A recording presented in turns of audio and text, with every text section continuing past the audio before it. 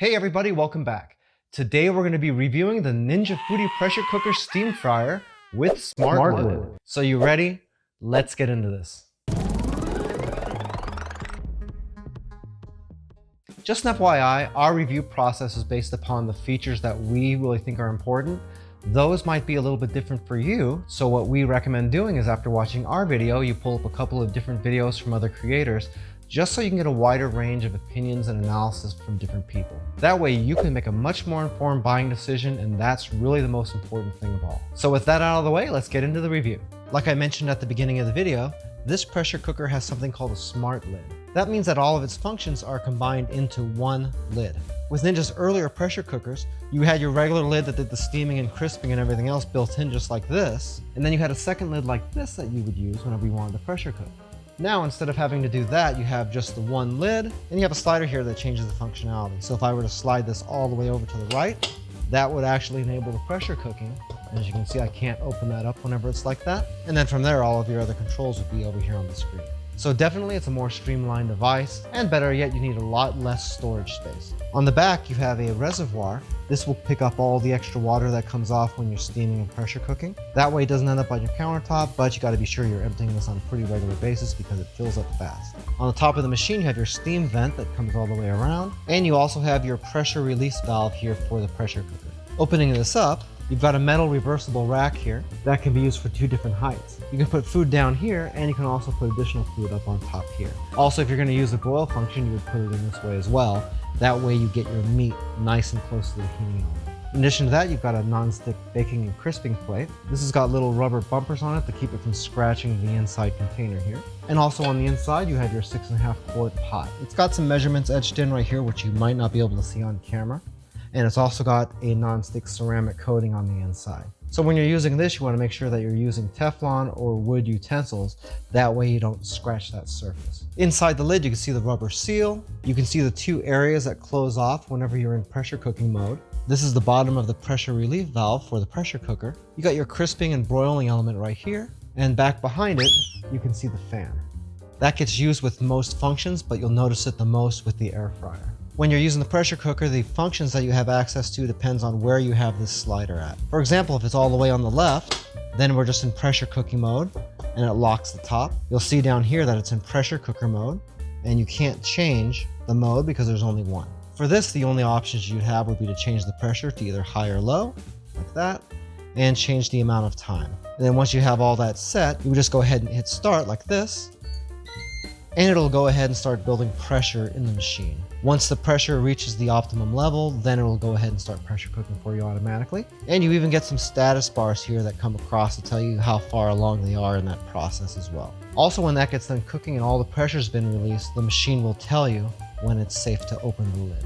If you don't want to wait that long, you can always just open the pressure release valve yourself. And when there's no more steam coming out, all the pressure's gone anyway. In the second position, you have two options: steam and crisp, and steam and bake. The difference between the two is that if you have it on crisp, it's going to try to crisp the top of whatever you have in there, and if you have it on bake, it won't. But in either mode, you have the option to change the temperature up to 400 degrees, and also the amount of time you want to cook for. Our third option is the air fry / stovetop. In this mode, you have the most options. As you can see, there's the air fryer, broiling, roasting and baking, dehydrating, proofing, searing and sauteing, steaming, sous vide, one eternity later, slow cooking, and making yogurt.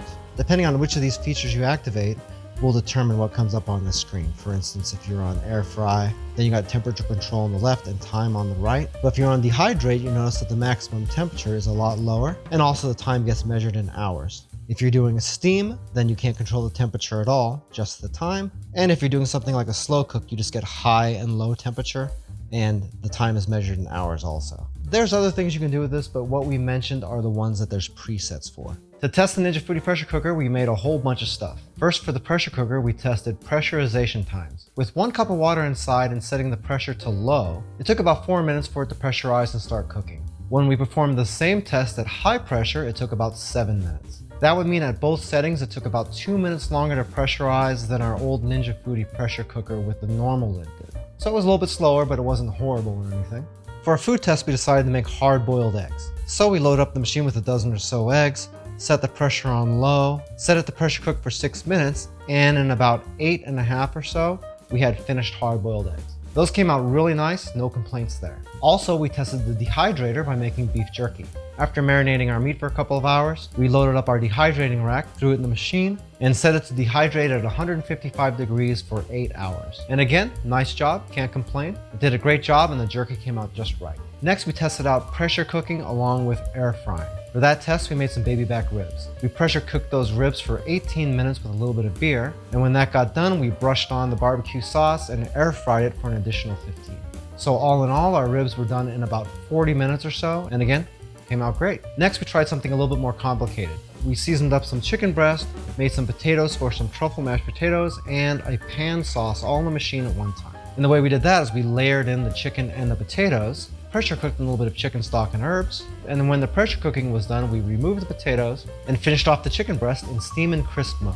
Once that was finished, we removed everything and took a little bit of cornstarch and mixed that in with the sauce that was left over in the bottom of the pan, just to thicken it up a little bit, and we had everything we needed. We're pretty happy with that. The potatoes came out just right. The chicken was nice and moist and had a nice crisp exterior to it. And the best part is we didn't create a whole bunch of dirty pans either. For our last test, we went ahead and used the steam feature. This one was really easy. All we had to do was throw in a whole bunch of broccoli florets, pour in some chicken stock, top it with a little bit of salt, pepper, and garlic, and then we just ran the steamer for about 10 minutes or so. And the results, just like everything else, came out really good. And we were done in about the same amount of time it would have taken us to throw some water on the stove and boil it. So I figured we saved about half the time by doing it this way. As far as the pros for this pressure cooker, number one, it's inexpensive, coming in around 160 bucks. Number two, since you have that smart lid, you're saving a little bit of space. Number three, cooking in a pressure cooker is very clean.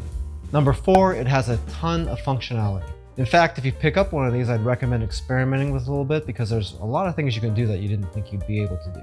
And the best part about this Ninja Foodi pressure cooker is the fact that it's so easy to use. It even comes with a recipe book here that'll really help you learn how to use it. By the way, if this is your first time here and you want to learn some cool new recipes, get some great cooking tips and tricks and all sorts of other kitchen related things, then start now by subscribing to the channel and clicking the notification bell so you never miss a thing. All right, now for the cons. The fan for the air fryer in it is pretty loud. If you have the previous version of the Ninja Foodi pressure cooker with the two lids, you're going to notice that the fan is probably twice as loud as that one. Now there could be a couple of reasons behind that because the old Ninja Foodi pressure cooker didn't specifically say it air fried, it was more of an air crisp. So the extra fan speed could be a necessity for that feature. Is it loud enough to be a deal breaker?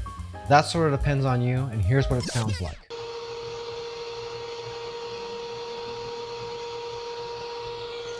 See? So it's loud. I'm not sure how much you could tell in a video like this, but definitely it is louder.